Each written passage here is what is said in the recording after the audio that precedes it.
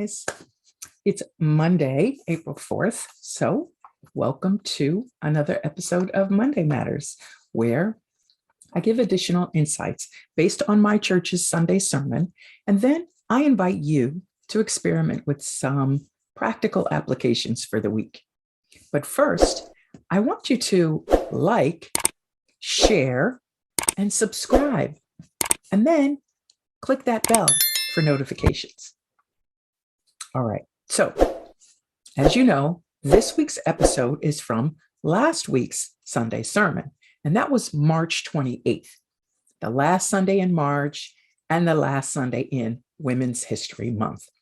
And because God's timing is perfect, Pastor received a word from the book of Judges, chapter 5, verses 1 through 9. And the thought was the power to rise. Now, if you go to the Bible, the scripture is actually entitled The Song of Deborah, or Deborah, however you want to say it. I like Deborah.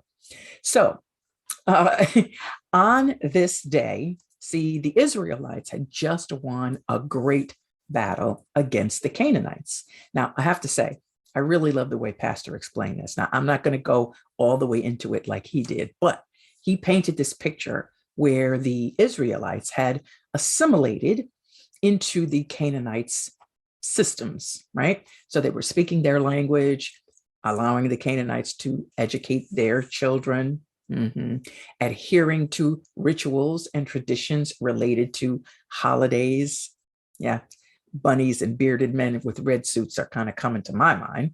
Anyway, when it seemed that the people were just going with the flow and losing their culture and their history, God raised up a woman, Deborah. And even in the midst of her own weariness, she summoned the courage to do what needed to be done. And then he talked about another woman, also a judge, who moved from Florida to Massachusetts to attend Harvard University. Now, this was a young woman who had to navigate going from the warmth of the familiar to the coldness of a new place. Not only figuratively, but literally as well. Then something happened, right? Right at the moment when she may have let all that self-talk of fear and doubt that she was having, we've had it too, right? Is this the best place for me? Why am I subjecting myself to all of this? So she was walking on campus and she noticed this other Black woman walking towards her. And the woman, as they got closer, gave her this knowing look. You know how we do. And then as she was passing her by, she just leaned in and said, "Persevere." Now, I believe that is what the Honorable Judge Ketanji Brown Jackson was thinking during the hearing where she was subjected to the ridiculous lines of questioning that those people were giving her. People who were way less qualified than she. Now, why does any of this matter to you? Well, I'm sure there's been times in your life when you've been faced with a challenge, right? You may be facing one right now. And the pastor said it, and it's true for all of us. We have been put down, pulled down, dragged down, and we've even fallen down. But you know what? Without the down, there can't be a get up. And baby, it's all about the get up. So how do you get up when you're down? How do you find it in you to sing a song of victory when on the level of fact, things look anything but victorious? Well, first, no. Facts are facts. And the truth is the truth. And the truth is you are way more powerful and greater than any condition, circumstance, or situation that you may be facing. The truth is you have the potential to be, do, and have whatever you dream up, whatever is in your vision. So you have a relationship with the facts and you have a relationship with the truth. Now, we can't deny the facts, but we want to increase our believing in the truth over the facts, thereby increasing our power to rise. And the only practical way to increase your power to rise, is through increased challenges. I know, I'm sorry. But on the other side of those increased challenges, those opportunities that take us out of our comfort zone, we find growth, we find purpose, we find freedom. We may even find some adventure and some fun in there. So here are a few things for you to consider. Number one, lower your stress. Use the breathing practice that I gave you, right? So you want to smell the flowers and blow out the candles. And you want to do this enough times because what it's going to do is it's going to help you to energetically shift from that fight, flight, or freeze part of your nervous system to the calm part, right?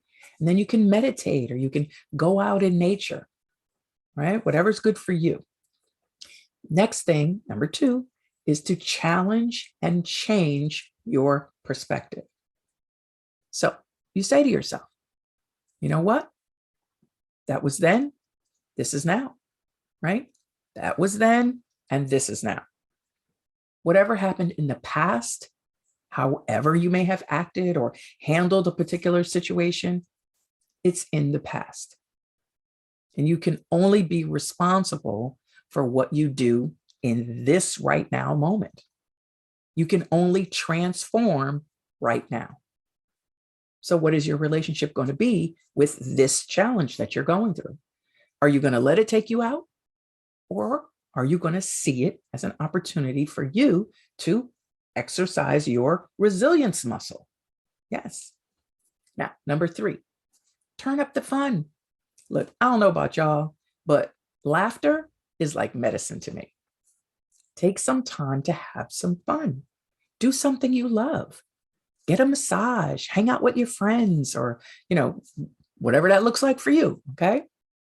And if you're not in a place where you can physically do something, just imagine you are. The effects are the same. See, our subconscious mind, it really can't differentiate between what's real and what's imagined. So if you imagine with pictures and feelings, it will be as if it is, which is why visioning works. So reconnect to your purpose, a cause, reconnect to your vision.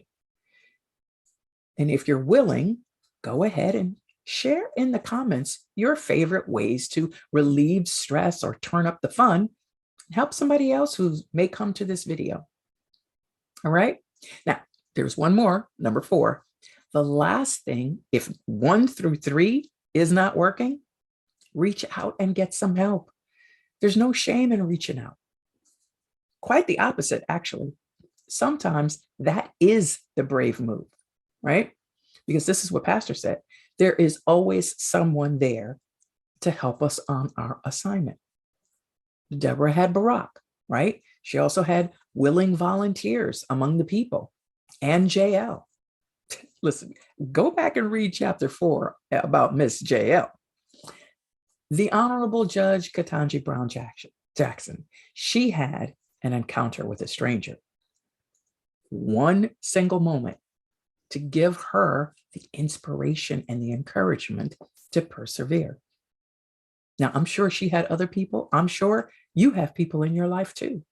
And if you don't, hey, I'm available to support you no matter where you are on your journey. See, I believe in you. I believe that you have the power to rise in you. I believe you can live a life that you love to live. There was a Kirk Carr song, Set the Atmosphere, then by faith, reach up and get it. All right. Well, until then, you already know it's not enough to agree with the Sunday sermon. It's what you do on Monday that matters. I love y'all so much. Just click that link below if you would love some help increasing your power to rise. Talk soon.